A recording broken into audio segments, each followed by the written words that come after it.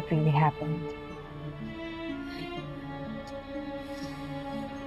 Alam mo, Mom, sinwerte lang tayo.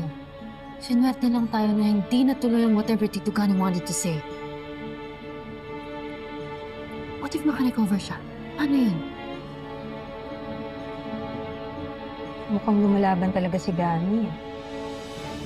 Baka makapagsalita na siya in the coming days. Carl, ano naman gagawin natin? Sabi ko naman sa'yo, dapat umalis na lang tayo eh. We're just staying here, period. We just have to be ready and alert sa lahat ng oras. Malulusutan natin to. Ano sabi niyo?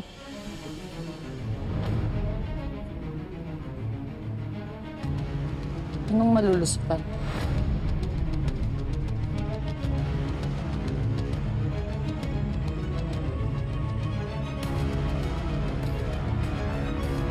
Ba't hindi ko kayo makasagot?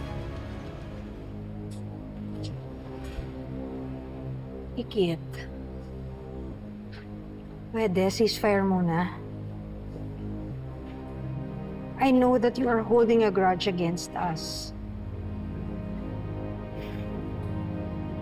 Pero, can't you see that we are also suffering?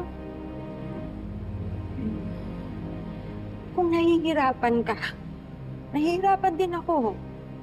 Kasi asawa na ako. Dami niyo naman sinabi, tita. Simple lang naman ang tanong ko eh. Ano yung dapat mong lusutan? Bakit? Tita, aas ka ba?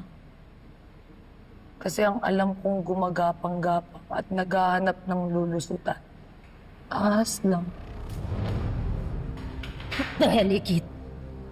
Manahimik ka, baka ikaw ang dalhin ko sa hil. Enough.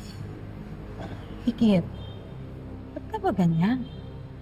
Lahat na lang ng kilos namin nilalagyan mo ng mali siya. Eh kasi binibigyan niyo rin ako ng dahilan para pagdudahan ko kayo. Alam niyo, tita, para-paraan kayo eh.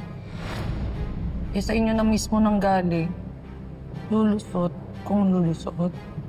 Ano yun? I was just telling Angela, nakakayanin natin ito. Na malulusutan natin itong pinagdadaanan natin. Kahit nahihirapan si Gani, he is fighting for his life.